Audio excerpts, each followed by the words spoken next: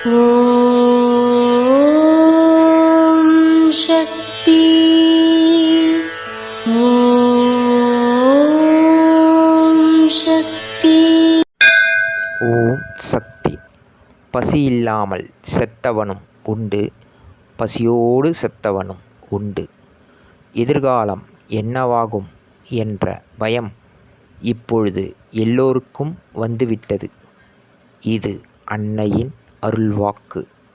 குருவடி சரணம், திருவடி சரணம். ஓம் சக்தி.